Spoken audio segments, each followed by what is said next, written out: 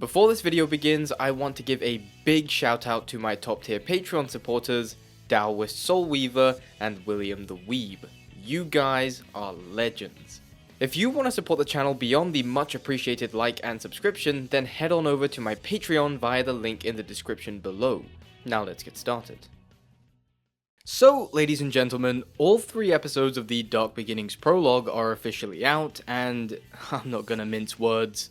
They are phenomenal and some of the best non-game media to come out of this franchise, period. Watching these absolutely blew my mind, and now I cannot wait to get my hands on Sonic X Shadow Generations, which should be out by the time this video gets uploaded, no spoilers please. That being said, I am giving away a copy of the game, so stick around till after the analysis for more information on that. But, without further ado, let's take a closer look at Sonic X Shadow Dark Beginnings. The first episode is titled Shadow and Maria, and for any Shadow fan, that alone should be enough to set your hype thrusters to the max. It kicks off with a pretty familiar scene of Maria running while holding Shadow's hand, reminiscent of a similar scene from Shadow the Hedgehog. And as much as I was ready to cheer when a little girl gets shot in the first 30 seconds, wow that sounds really dark saying it out loud, we're actually treated to this really wholesome scene where Maria just wanted to show Shadow the Aurora Borealis. Good lord, what is happening in there? Aurora Borealis? But before things get too comfortable, we get Maria near passing out, quickly reminding us that she is suffering from a disease. More specifically, neuroimmune deficiency syndrome. And I do like that we actually get to see the effects of Maria's disorder here. We never really got to see it in the games and just kind of had to take Sega's word for it that she was suffering. Another thing I love here is that they're actually stating the reason that she's on board the Ark, and that's because the low gravity keeps her condition in remission. Something that, funnily enough, is stated right here in the Sonic Encyclopedia. It's so cool to see little things like this kept consistent here, to really make it feel like there's this solid continuity. Because let's face it, this franchise's continuity has sort of been all over the place. But this does make me wonder if Sonic X Shadow Generations will finally clear up the confusion surrounding Blaze's inclusion, but we're getting off topic here. Maria apologizes for worrying Shadow, but her excitement about the two of them actually being able to go down to Earth was just too much for her. And once again, I like how this is consistent with Adventure 2. We got this cutscene in the game with Maria and Shadow staring over the Earth, and we learn that Maria has this vested interest in the planet. And it's nice to see that excitement reflected here. Again, it's these small things that really do add up to build the character. And then we get this amazing moment. Shadow doesn't reciprocate Maria's excitement, as he believes he has no place on Earth due to him being born aboard the Ark. He then grows frustrated with how his own existence has seemingly accomplished nothing. That he is the ultimate life form and was born to aid in finding a cure for Maria's condition, and yet none have been found. And in this instance of self-doubt, it's Maria who comforts him, calming him down and reassuring him that everything is fine. That just the two of them getting to spend time together is more than enough for her. I said this in my last video, but I love how recently there's been a greater focus on the friendship between Shadow and Maria. We always knew Maria was a huge part of Shadow's story, but we never got to see too many scenes of them interacting. Don't get me wrong, the scenes we got were great, but I'm sure many would have liked to have seen more of it just to build up how close they were that much more, and, well, that's exactly what we get here in these episodes. We actually get to see how close these two are, and small things like her hugging him just prove this. It once again reminds me of this Shadow short film that you all need to check out if you haven't. It's seriously fantastic. You know what, I'm just gonna link it in the description. Then a Merle appears out of nowhere, going straight for Gerald, causing Shadow to pursue him, and these shots are awesome. They brilliantly capture the intensity and scope of the situation, helped by the color shift from the cooler blue to the more fiery red. And the fight that ensues is amazing and highlights not only Shadow's combat prowess as the ultimate life form, but also Emerl's as he is able to almost hold his own for a moment. And seeing the subtle nod to Emerl's ability to mimic his opponents through his fight, like when he turns into a bull shortly after Shadow does, really is some nice attention to detail and is the sort of thing that you could very easily miss. The choreography is great, and then there's the animation. God damn, this animation is gorgeous. Seriously, look at this. It's fucking glorious. The way it uses 3D animation is so cool and allows for there to be this extra depth with the scenes while still giving it that 2D look. allowing for these animated characters to be, well, animated. The facial expressions, body language, and action are all stunning throughout all 3 episodes. I really hope we continue to get these shorts, and I just want to give major props to the animation team GigX. You guys did an outstanding job here.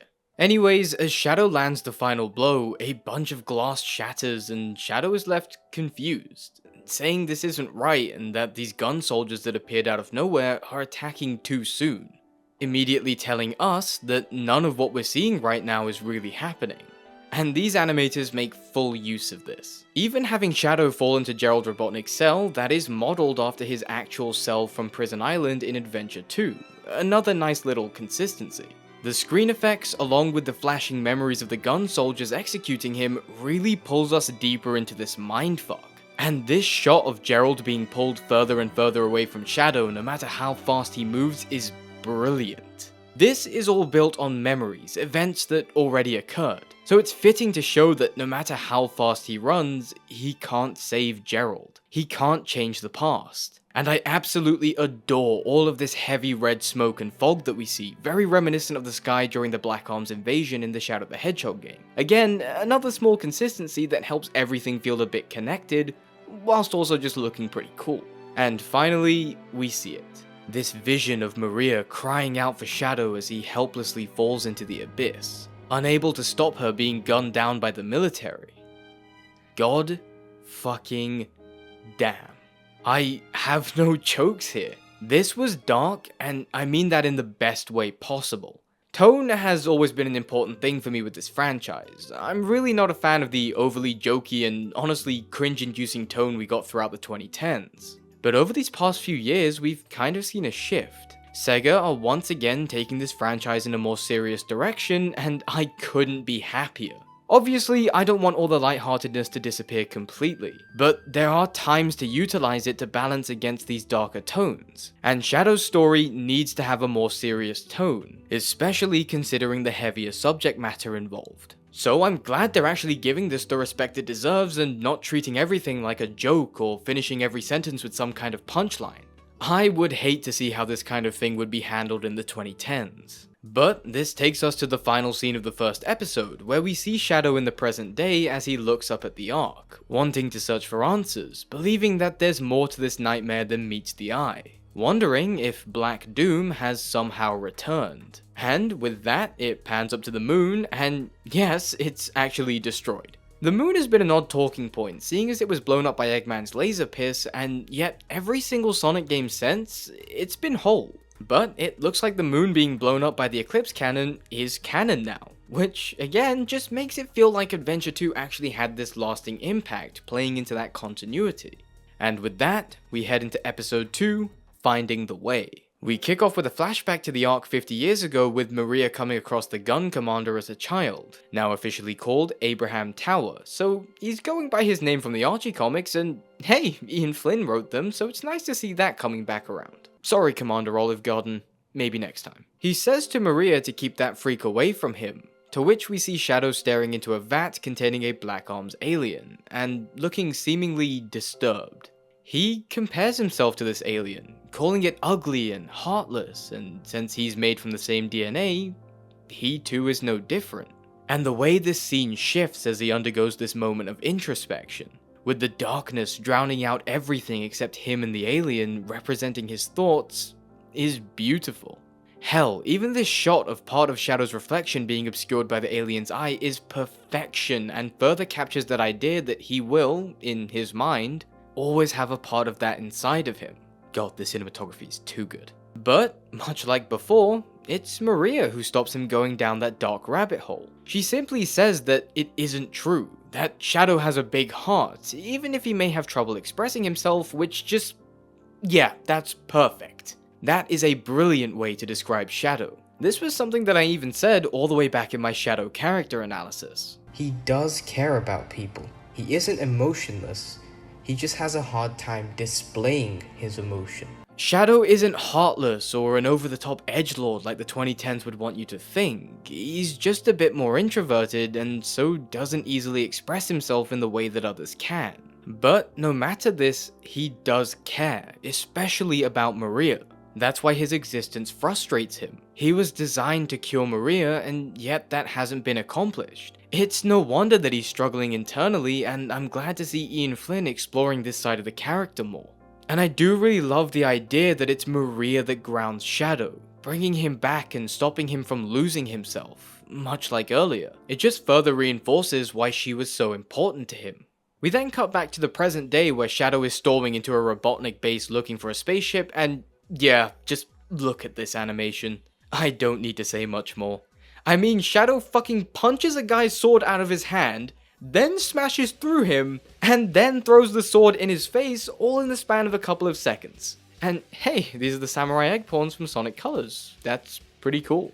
Finally though, we get something that I've been waiting years for. And this took the prologue from a 10 to an 11, when out of nowhere, Rouge and Omega appear to back Shadow up and just, yes, fucking yes. This is brilliant, perfect, perfection, just yes! It's brilliant, brilliant, brilliant, I tell you. Genius, I say. Man, it's so good to see Team Dark together and back in action. They absolutely have my favorite team dynamic in the franchise, and it's been forever since we've seen them like this. Don't get me wrong, we've seen them in multiple Sonic games and other media since the 2010s, but the team dynamic just wasn't there. The character writing was off, mainly in Shadow's case, and so they didn't feel anywhere close to how they were in Sonic Heroes or 06. But man, here it feels consistent with those previous appearances. The interactions between these three, the teamwork, they really didn't miss a beat here. And I like that their teamwork and characteristics can be seen from just how they fight. Rouge attacking in a more nimble and athletic manner, much like Adventure 2. Shadow smashing through the enemy in a more aggressive fashion, and Omega just fucking gunning everyone down and always diving headfirst towards the biggest enemy. Just the way that they fight speaks to their characters, and it's nice to see that displayed here. And speaking of the team dynamic, we also get to see Shadow saving Rouge, which is a nice callback to the many other times he's done just that.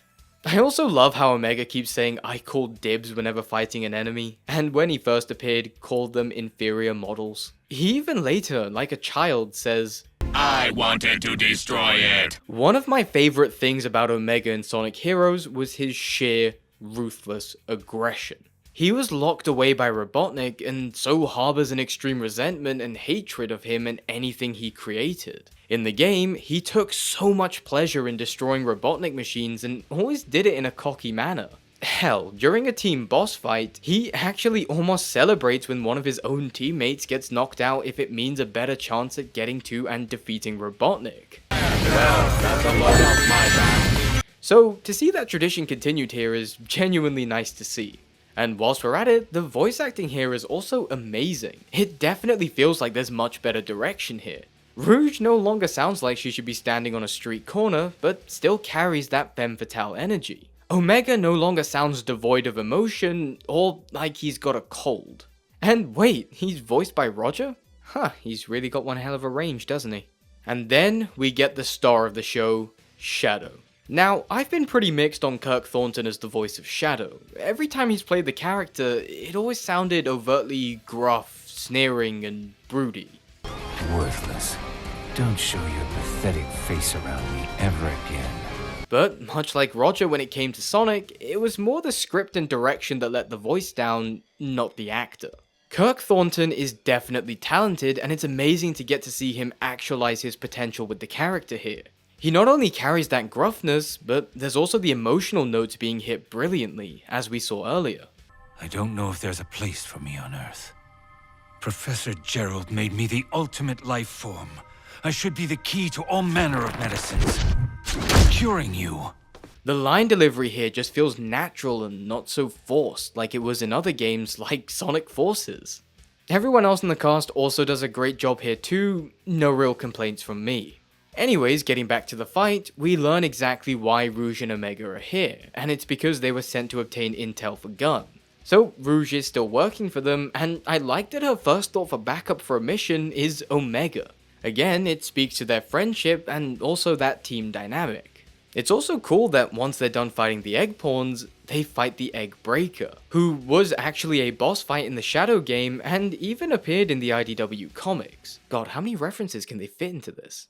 Unfortunately for Shadow though, there's no spaceship here that can get him to the Ark. But it is nice to see that he thought of Robotnik's Pyramid Base as the place to find a rocket, cause in Adventure 2, there was that ship stored here that Sonic and company used to get to the Ark. So, Shadow being here is actually logical and consistent with the games. Rouge does tell Shadow that she can take him to her ship, if he agrees to go to Sonic's birthday party. Yeah, this is how they tie it into Sonic Generations, and while this line is very much on the nose, it is funny and does serve to show the differences between these two. Shadow being a more introverted character is probably not one for parties, but Rouge being more outwards contrasts that personality nicely.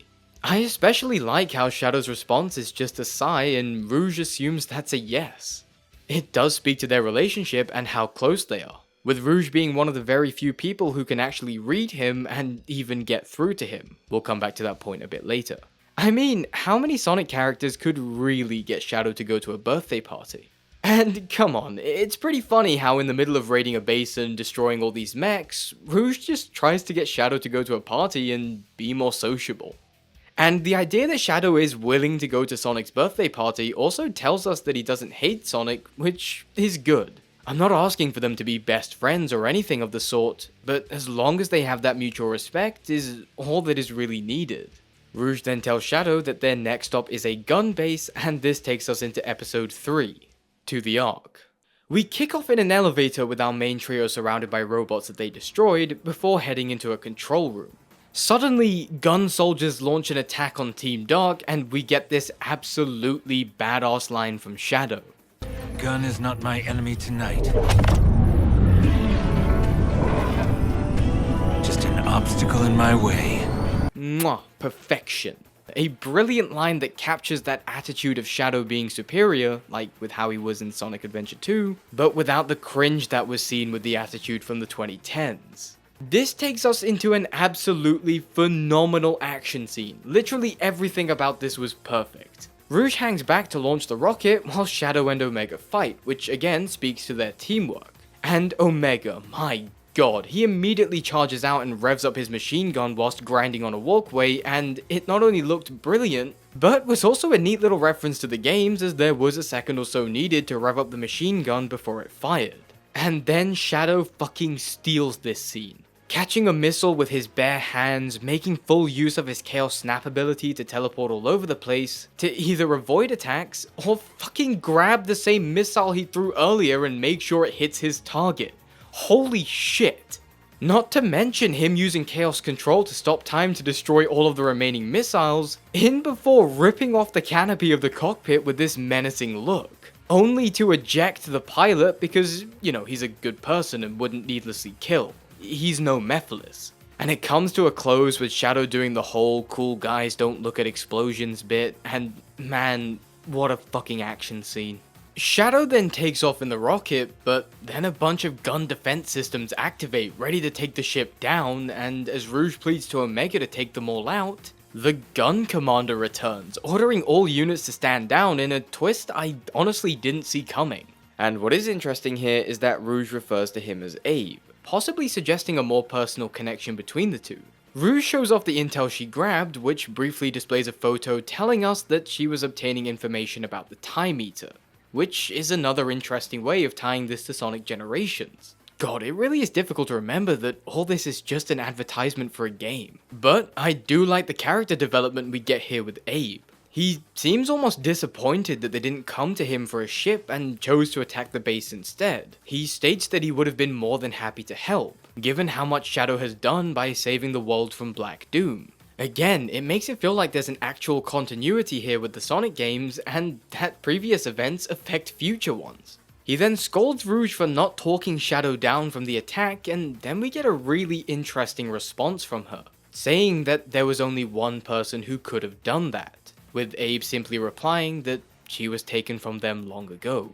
And holy fuck, as great of a moment as this is, I do think that Rouge is underestimating herself in her ability to talk down Shadow. We've seen many moments in this franchise where she does get through to him. Like that moment in Sonic 06 where Omega confessed that he was the one who defeats and seals Shadow in the future. As Shadow turns away, obviously hurt by this news, Rouge is the one who defends him and then tells him that no matter what happens, she'll always be by his side. And that got through to him, to which the three of them move forward to confront Mephiles. But even with these moments, it doesn't take away from this moment. This is still some truly exceptional dialogue. Then we get one of the most beautiful things I've ever seen in this franchise. Shadow looks sad. And it makes sense. He's on a ship heading for the Ark. Not only his home, but Maria's. And throughout this segment, he gets flashes to her. But what makes this interesting is that these aren't flashbacks. With the flowers and the beautiful night sky, they're on Earth. This isn't Shadow's past, but the future he's always dreamed of. Just him and Maria being able to be together, living on Earth with her illness cured.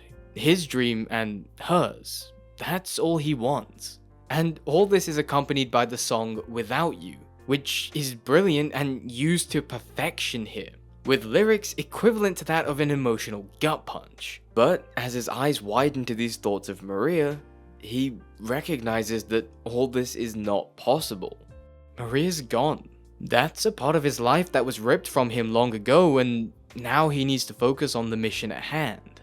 Now, I'm not one to get emotional. It's rare that I do, but this is one of the few times in watching any media where I kinda got choked up. And I am so glad it's happening with this franchise. Never did I think that this franchise would hit me like this in any way, and yet here I stand, absolutely astounded by this prologue. Everything about this was damn near perfect, from the voice acting to the animation, the story, the art style, the choreography, the action, and the character writing. I can honestly call this prologue a masterpiece. And anyone who knows me knows this isn't a word I throw around lightly. And my favorite thing about this entire animation was that it really emphasized that friendship between Maria and Shadow. It really highlighted that connection between the two in a way that hasn't been seen in the games by showing us more of the softer moments. Seeing all this now makes the events of Adventure 2 hit that much more. I mean, is it any wonder why Shadow was more than ready to destroy the entire world for her? All Shadow wanted was to be there for Maria, as Maria was always there for Shadow, and now she isn't. And that's something Shadow has to truly accept. That's something he has to move on from. I've always said this, but one of the things that really made me gravitate towards the Sonic franchise, apart from the gameplay, is that they had the balls to go for these more serious stories with nuanced and complex characters. That Sonic team didn't just want to make Sonic into another generic happy-go-lucky 3D platformer like so many other companies did. And when they did try that in the 2010s, I really didn't enjoy it.